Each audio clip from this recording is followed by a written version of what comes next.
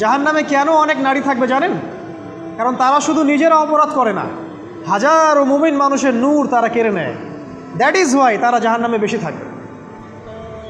আরেকটা মেজর কারণ হচ্ছে তাদের উদ্ধত মাথা। মেয়েদেরকে বলছি স্পেশালি, হয়তো এই কথাগুলো মেয়েদের কাছেও যাবে। তাদের এই উদ্ধত মাথা আল্লাহর বিধানের সামনে আত্মসমর্পণ করতে চায় না। তাদের এই উদ্ধত মাথাটা আল্লাহর বিধানের সামনে আত্মসমর্পণ করতে চায় না, এ কারণে তারা জাহান্নামে বেশি থাকবে। যে কোনো বিধান আল্লাহ তাদের সামনে বলেন, সব মেয়ের কথা বলছি না, ম্যাক্সিমাম বিভিন্ন যুক্তি তারা দিবে। সামি'না ওয়া আতা'না এই পর্যায়ের না, যুক্তি দিবে। পর্দা করলে কি এখন কেমন করে চাকরি করব, পর্দা করলে কেমন করে পড়াশোনা করা যায়, এখন তো যাইতেই হচ্ছে, কিছু তো করার নাই, বিভিন্ন যুক্তি, হাজারটা যুক্তি তারা দিবে। কে জানি তাদের ব্রেইনটাকে পুরো ওয়াশ করে ফেলছে। রাসূল সাল্লাল্লাহু আলাইহি ওয়াসাল্লাম বলেছেন, দজ্জালের শেষ অনুসারী হবে এক শ্রেণীর নারী। মাশাআল্লাহ, দজ্জালের শেষ অনুসারী হবে এক শ্রেণীর নারী। তাদেরকে ঘরে ইসলামিক অনুশাসনে রাখার জন্যে বাবা, ভাই, স্বামী শিকল দিয়ে বেঁধে রাখবে, তারপরেও তারা শিকল ছেড়ে বের হয়ে যাবে, আটকাতে পারবেন না, because of their mind is brain washed. এ কারণে দেখা যায় তাদেরকে যখন কোনো বিধানের কথা আপনি বলবেন, তাদের এই উদ্ধত মাথাটা আল্লাহর বিধানের সামনে অবনত হতে চায় না, বিভিন্ন যুক্তিতর্ক তারা দেয়। এই কারণেই তাদের সংখ্যাটা জাহান্নামে বেশি হবে। আরও কারণ আছে, রাসূল বলেছেন সারা জীবন তাদের জন্য করবেন। স্পেশালি তাদের উদ্দেশ্য করে বলছি, যাদের অ্যাফেয়ার আছে, যতই করেন, যত কিছুই করেন না কেন, আপনি যদি তাকে ভোগবিলাস এবং পার্থিব সুখ শান্তি দিতে না পারেন, সে আপনাকে চিনবে না এক সময়। আপনি যদি আমাদের কথা বিশ্বাস না করেন, লিখে রাখতে পারেন। আর এমনিতে লিগ্যাল বৈবাহিক সম্পর্কেও সারা জীবন অনেক কিছু করবেন, হঠাৎ একদিন কোনো একটা কারণে ঝগড়া লেগে গেছে, তখন দেখবেন সে বলে বসবে, সারা জীবন তোমার কাছে কিছুই পেলাম। আমি নারীদেরকে ছোট করছি না, তাদের কিছু কিছু পয়েন্ট বলছি, এইসব কারণে তারা জাহান্নামে থাকবে। আমি একটু এই কথাটা না বললে জাস্টিস হবে না। রাসূল সাল্লাল্লাহু আলাইহি ওয়াসাল্লাম মেরাজে গিয়েছিলেন, আপনারা জানেন। তিনি মেরাজের রাতে অনেক অলৌকিক জিনিস দেখেছেন, নবীদের সাথে সাক্ষাৎ করেছেন, ইভেন আল্লাহর সাথে কথা বলেছেন, আল্লাহর নূর দেখেছেন। এই সময় সবাই তাকে হাসি মুখে সম্বর্ধনা জানিয়েছিল। যার সাথেই দেখা হয়েছে তার সাথেই তিনি হাসি মুখে অভ্যর্থনা তাকে জানিয়েছে, আসসালামু আলাইকা আইয়ুহান নবী, সবাই বলেছে হাসি মুখে। একজন মালাক, একজন ফেরেশতা তাকে দেখে হাসেননি, একজন। আপনারা কি জানেন? রাসূল সাল্লাল্লাহু আলাইহি ওয়াসাল্লাম অবাক হয়েছিলেন। তিনি বলেছিলেন যে, ইয়া জিবরিল, ওর চেহারাটা এত গম্ভীর কেন, সে আমাকে দেখে হাসছে না কেন, তার মুখে হাসি নাই কেন? জিবরিল আমিন বলেছেন যে তার নাম হচ্ছে মালাক, সরি তার নাম মালিক, তার নাম মালিক, সূরা যুখরুফের মধ্যে আছে, তার নাম মালিক। যেদিন থেকে আল্লাহ জাহান্নাম সৃষ্টি করেছেন, সেদিন থেকে তাকে জাহান্নামের দায়িত্ব দিয়েছেন, অর্থাৎ জাহান্নামের হেড অফ ডিপার্টমেন্ট, ইনচার্জ। সেদিন থেকে তার মুখের হাসি উঠে গেছে। আমরা দোয়া করি আমরা যেন তার সাক্ষাৎ না পাই। তার কাছে পারমিশন নিয়ে রাসূল সাল্লাল্লাহু আলাইহি ওয়াসাল্লাম জাহান্নামের দিকে তাকিয়েছিলেন, ভিতরে দেখেছেন কি আছে। তিনি পরে যা ব্যাখ্যা করেছেন তা হলো, আমি দেখলাম সেখানে খালি মেয়ে আর মেয়ে, সেখানে খালি নারী আর নারী। এই হাদিসটা আপনার মাকে বলবেন, আপনার বোনকে বলবেন, আপনার মেয়েকে বলবেন, আপনার স্ত্রীকে বলবেন। এই হাদিসটা যদি কারো হৃদয়ের মধ্যে গেঁথে যেতে পারে, তার দ্বারা অন্যায় করা সম্ভব না। কিভাবে একটা মেয়ে সব কিছু উন্মুক্ত করে ঘুরতে পারে যখন অলরেডি তার আত্মা জাহান্নামে জ্বলছে,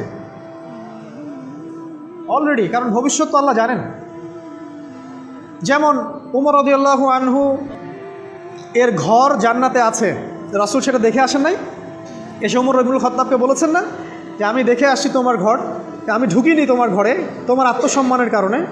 তার মানে তিনি পৃথিবীতে বিচরণ করছেন, ঘর তো জান্নাতে অলরেডি তৈরি হয়ে আছে।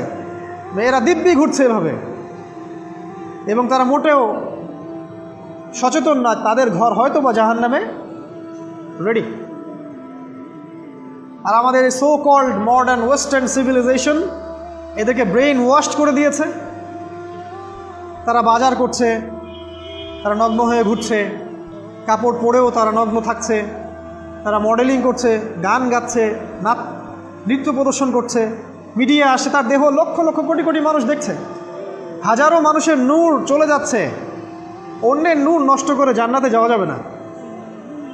রাসূল সাল্লাল্লাহু আলাইহি ওয়াসাল্লাম যে আলামতগুলো বলেছেন তার মধ্যে অন্যতম একটা আলামত হচ্ছে শেষ জামানায় মেয়েদের সংখ্যা বাড়বে, ছেলেদের সংখ্যা কমে যাবে।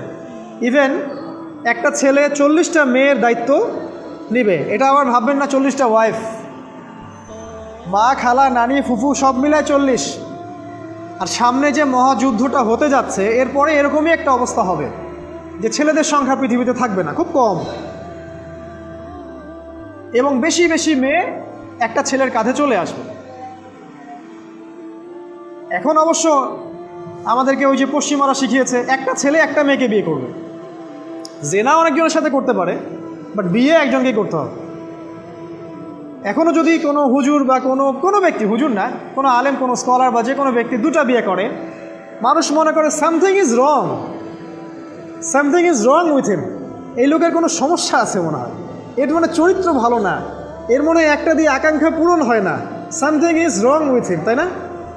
এই চেতনাটা দজ্জাল শিখিয়েছে এদেরকে। একটা ছেলেকে তৈরি করা হয়েছে সে যেন অনেকগুলা মেয়েকে বিয়ে করার ক্ষমতা রাখে, এভাবেই তাকে তৈরি করা হয়েছে। নাহলে আল্লাহ কখনোই 4, 3, 2 বলতেন না। হ্যাঁ, যদি আমি সমতা করতে না পারি তাহলে কি একটা কথা বলি, এই সাবজেক্টটা আপনাদেরকে হয়তো কেউ পড়ায় না। একটা বিয়ে করেও একটা ছেলে মিলকেল ইয়ামিন রাখতে পারে। মিলকেল ইয়ামিন মানে হচ্ছে দক্ষিণ হস্তের মালিক। মেয়েটাও জানবে আমি মিলকেল ইয়ামিন, ছেলেও জানবে সে আমার মিলকেল ইয়ামিন। এভাবেও একটা ছেলে একটা মেয়ে সিকিউরিটি, শেল্টার, ফুড সব কিছু পেতে পারে। এটা এখন উঠে গেছে, একটা সময় এগুলো ছিল। রাসূলুল্লাহ সাল্লাল্লাহু আলাইহি ওয়াসাল্লামের একটা ছেলে ইব্রাহিম, রাসূলের একজন ছেলে ইব্রাহিম কার গর্ভে জন্ম নিয়েছিলেন? কার গর্ভে জন্ম নিয়েছিলেন? রাসূলের জীবনী পড়তে হবে A to Z কয়েকবার, কমপক্ষে আর রাহিকুল মাখতুম বইটা পড়তে হবে।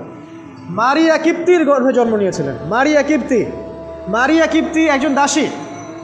এই দাসী মানে কাজের মেয়ে না, এটাকে বলা হয় মিলকেল ইয়ামিন, দক্ষিণ হস্ত। পারস্যের রাজা মিশরের রাজা দুজন দাসীকে রাসূল সাল্লাল্লাহু আলাইহি ওয়াসাল্লামের কাছে উপহার দিয়েছিলেন। তার একজনকে রাসূল সাল্লাল্লাহু আলাইহি ওয়াসাল্লাম নিজের করে নেন, বিয়ে করে নেন। তার গর্ভে জন্ম নিয়েছিল পুত্র ইব্রাহিম। এই সাবজেক্টটা আপনাদেরকে কে পড়াবে এখন? ইভেন এখন আলেম ওলামাও দুটো বিয়ে করতে ভয় পায়, মনে করে যে সমাজের মানুষ আমাকে কি বলে না বলে। সবচেয়ে বড় কথা হচ্ছে এই কাজ করার জন্য ব্যাকবোন শক্ত থাকা দরকার। ব্যাকবোন মানে মেরুদণ্ড, স্টিলের মতো, তাহলে এই কাজ করতে পারবেন। নারীর সংখ্যা যে বাড়বে, 40 গুণন 1 হবে, তখন এই 39টা মেয়ে কী করবে? এখনও সমাজের মধ্যে নারী পুরুষের অনুপাত 1:4, মানে প্রতি একজন ছেলের জন্য 4টা করে নারী ঘুরছে সমাজে। এটা তো স্ট্যাটিস্টিক, আপনি ইন্টারনেটে গেলেও দেখতে পারবেন। এবং পশ্চিমা কান্ট্রিগুলোতে এগুলো আরও অনেক বেশি, ওদের অনুপাতটা আরও অনেক বেশি। তাহলে এই বাকি মেয়েরা আসলে করবেটা কি? সবাই যদি একটা করে বিয়ে করে তাহলে বাকি মেয়েদের কি হবে? তারা কি পতিতালয়ের সম্পত্তি হবে? ওদের যৌন অধিকার নাই? ওরা শারীরিক, মানসিক, শেল্টার, ফুড, খাবার, পানীয় এগুলোর অধিকার রাখে না? এখানে নারীবাদীরা কি বলবে? সব নারীবাদী, এদেশের যত নারীবাদী আছে, সেকুলারিজম, এই নারীবাদীরা বেশিরভাগই দজ্জালের এজেন্ট। কিয়ামতের এভিডেন্স হচ্ছে নারীর সংখ্যা বাড়বে, পুরুষের সংখ্যা কমে যাবে। আরেকটা এভিডেন্স হচ্ছে নারী পুরুষের পোশাক পরবে, পুরুষ নারীর পোশাক পরবে। পোশাক মানে কি? জিন্স আর গেঞ্জি? হ্যাঁ, এটাও একটা ব্যাখ্যা। ঢাকায় তো জিন্স আর গেঞ্জি চলছে, টি শার্ট। এখানে অন্য একটা ব্যাপার আছে, আমি সেটা আপনাদেরকে আজকে বলছি। সেটা হলো, এটা শুধু এই পোশাক বলতে শুধু গায়ের পোশাক বোঝানো হয়নি। আল্লাহ বলেনি নারীরা তোমাদের পোশাক, তোমরা নারীদের পোশাক। তার মানে কি? না, এটা নারী, এটা আমার ওয়াইফ। নো, কোরআনের আয়াত এবং হাদিসের আয়াতগুলো দুই রকম। মুহকামাত যেগুলো স্পষ্ট, মুতাশাবিহাত যেগুলো অস্পষ্ট। যেগুলোকে তাউইল ব্যাখ্যা করতে হয়। আর তাউইল কারা করবে? যাদেরকে আল্লাহ জ্ঞান দিয়েছেন তারা করবে, সবাই করবে না।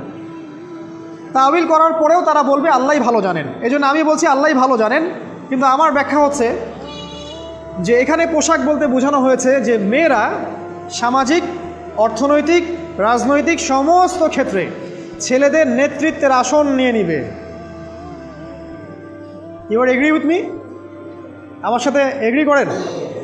পরিবার, সমাজ, রাষ্ট্র সব জায়গায় they will play the functional role of male in society. তারা সমাজে পুরুষের ফাংশনাল রোলটা প্লে করবে, আর পুরুষ নারীর জায়গায় চলে আসবে। ওই যে পিছনে গিয়ে ইয়াস স্যার সামিয়া না অত না, এই হবে অবস্থা। এগুলো কি আমরা দেখতে পাচ্ছি? ব্যাখ্যা করার দরকার নেই। তবে একটা হাদিস না বললে ইলমের জাস্টিস হবে না। সেটা হলো আল্লাহ রাসূল সাল্লাল্লাহু আলাইহি ওয়াসাল্লাম বলেছেন, কোনো কওম ততক্ষণ পর্যন্ত সফল হতে পারে না যতক্ষণ পর্যন্ত তাদের নেতৃত্ব দিবে একজন নারী। হাদিস কি আছে এটা, নাকি বানাই বললাম? তাদেরকে বুখারী খুলে দেখতে বলেন। কোনো কওম, আর রাসূল যখন একটা কথা বলেছেন তার মানে পৃথিবী উল্টে গেলেও কথাটা সত্য হবে, কিছুই করার নেই। এই কারণে পশ্চিমারা এখন খুব ভয় পাচ্ছে, কারণ রাসূল সাল্লাল্লাহু আলাইহি ওয়াসাল্লামের অনেক ভবিষ্যৎবাণী আছে কিয়ামত সম্পর্কে। ওরাও এখন খুব ভয় পাচ্ছে, ওভার কনসিয়াস যে এগুলো তো হতেই পারে। এটাকে ঠেকানোর যত পদ্ধতি তারা অবলম্বন করছে, কিন্তু লাভ হবে না। প্রতিটা ইস্যু ওদের বিপর্যয় ডেকে আনবে। যে কোনো ইস্যু হোক, সেটা প্যালেস্টাইন বা কাশ্মীর হোক, সেটা আফগানিস্তান বা পাকিস্তান বা বাংলাদেশ বা বার্মা, কোনো ইস্যুই তাদের জন্য কল্যাণ বয়ে আনবে না। যদি কল্যাণ বয়ে আনে, শুধু মুসলিমদের জন্যই আনবে, কারণ প্রতিটা অন্ধকারের পিছনে একটা সোনালী সকাল আছে। এটা ওরা জানে না, কিন্তু কোরআন এবং হাদিস এটা আছে। অতএব কেউ ধৈর্যহারা হবেন না, ধৈর্যহারা হবেন না, এবং অধৈর্য হয়ে কোনো ইনিশিয়েটিভ নেবেন না, এমন কোনো ইনিশিয়েটিভ নেবেন না যার কারণে উম্মার ক্ষতি হয়। কারণ সামনে যে সময়টা আসছে এটা আমাদের বিজয়ের সময়, ওদের বিজয়ের সময় নয়। All you have to do, আপনাকে শুধু এতটুকু করতে হবে, জাস্ট বি প্রিপেয়ার ইউরসেলফ। নিজের প্রস্তুতি নিজে নেওয়া শুরু করেন, কারো দিকে দেখার দরকার নেই। এবং অবশ্যই collectively as a Umma, as a nation, কিয়ামতের আলামত হচ্ছে নারীর সংখ্যা বাড়বে, পুরুষের সংখ্যা কমবে। নারীরা পুরুষের পোশাক পরবে, পুরুষরা নারীর পোশাক পরবে। পোশাক মানে সোসাইটির ফাংশনাল রোল। মানুষ হালাল হারামের বিবেচনা করবে না। মানুষ জেনা করবে, জেনাকে জেনা মনে করবে না। মানুষ মদ খাবে, মানুষ মদকে মদ মনে করবে না।